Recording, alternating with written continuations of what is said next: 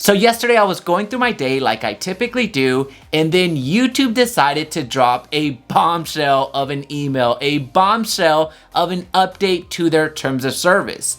In my email, I found the following. YouTube has the right to monetize all content on the platform, and ads may appear on videos from channels not in the YouTube Partner Program. So I had to do a double take and really take in if I was understanding exactly what was being said. So I had to go a little bit deeper and go to the actual terms of service to make sure that I captured the entire essence, because I already knew that YouTube monetized creators that weren't in the partner program in other ways, such as through search, such as through showing videos outside of their videos, so not in-stream advertising. If you're familiar with running YouTube ads at all, you see the in-stream advertisements before your videos or during the videos or after the videos. Those are in-stream ads, and if you're not in the partner program, you don't have access to run ads in your videos themselves. So when I dug into the terms of service, it was indeed confirmed. YouTube is able to monetize any video on the platform,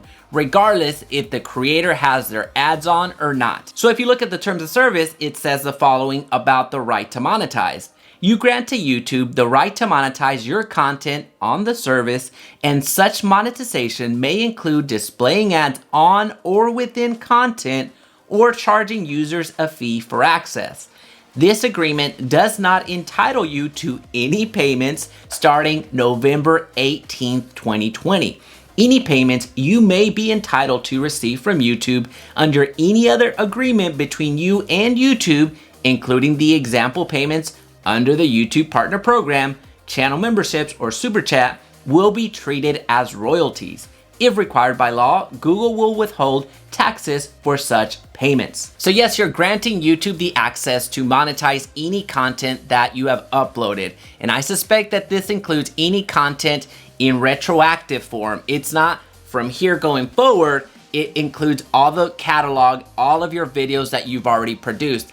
I highly suspect that's the case. Now, given the initial reaction as I shared the news in my Facebook groups and in my news feed, I didn't get a lot of positive feedback. So I really try to analyze it from different angles. I try to analyze it from, what does this mean to a small channel, such as myself? What does this mean for a mid-sized channel and a large channel? So when it comes to the small channel, the ones that are not monetized, as an example, I actually see that as mostly a good thing.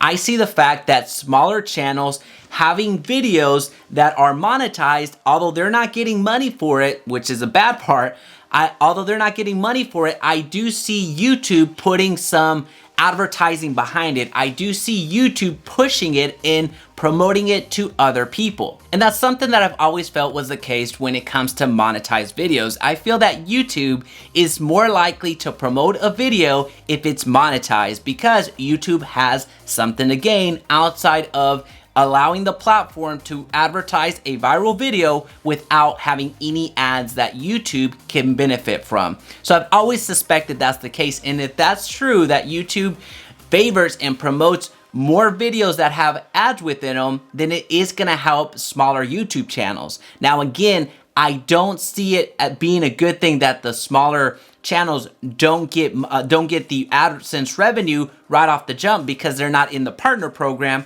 But as soon as they meet the criteria of reaching 1,000 subscribers and 4,000 hours of watch time, then they'll be able to monetize it. So I suspect that if a small channel has a video that is doing quite well and now has ads within it, YouTube is going to be a little bit more likely to promote it. Thus, the small channel is going to get more subscribers and it's going to get to that watch time and will get monetized a little bit quicker. So from a small channel, I actually do think it benefits them. Now, when it comes to mid to large size channels, I think that it has a different effect. So when we're talking about channels that depend on the actual revenue from their YouTube AdSense, I do think that that's gonna actually hurt them.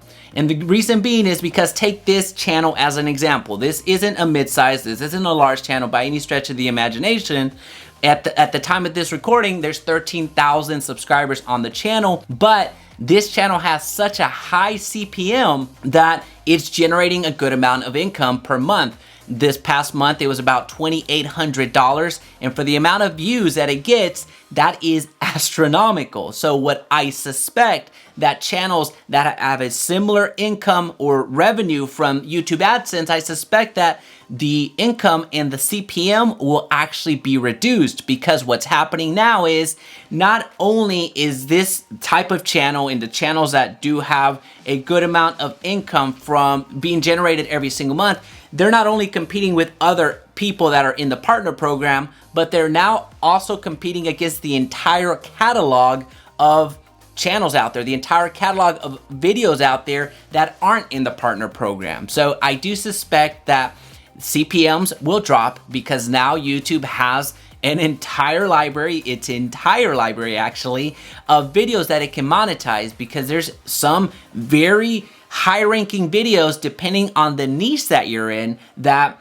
are getting all of these views, and those videos weren't getting any ads. So now that this is in place, you're gonna have all these other videos that are high ranking, that are getting views, they're gonna have some ads. Now again, it goes back to the earlier problem of that small channel not getting compensated for those ads, but it does help them in the long run as they get a bit more promotion. But anyway, I do think that for mid-sized to large channels, I do think it's gonna take a hit. I do think that their YouTube income will take a hit, but the larger channels, as an example, they're gonna be able to pivot a lot easier than those mid-sized channels, because the larger channels, they can pivot to push merchandise more. They can pivot to do sponsorships a lot more. It's those mid-sized channels that are gonna get affected a little bit more, because they don't have that following quite yet. They don't have that large community that's going to buy their merchandise. They don't have that large community that's going to sign up for their channel memberships, and they don't have that large community quite yet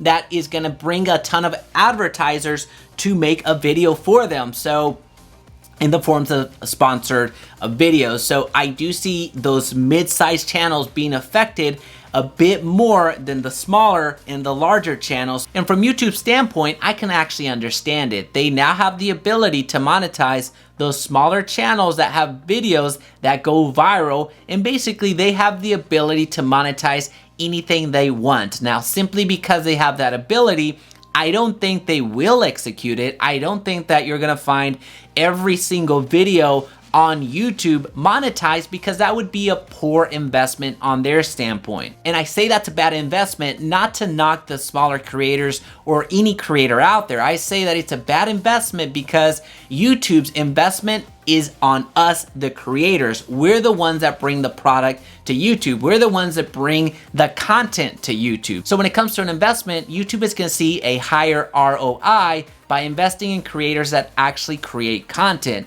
not other channels that upload sporadically, or maybe uploaded a video several months ago, several years ago, and it suddenly popped off. Now, I do have to acknowledge that anytime YouTube makes a change, there's going to be some pushback. Regardless if it was a good change or a bad change, there's always going to be an opinion, and there's always going to be unintended consequences, and I see this as being no different. I do think that there are some unintended consequences at this point, such as creators going to other platforms. I do think that at this point, there's been enough of a buzz from alternative websites out there for creators to jump ship and go and create over there. So I do think that this is going to accelerate that movement. I also think that this type of action, monetizing everything on the platform, or potentially monetizing everything on the platform, I do think that it's going to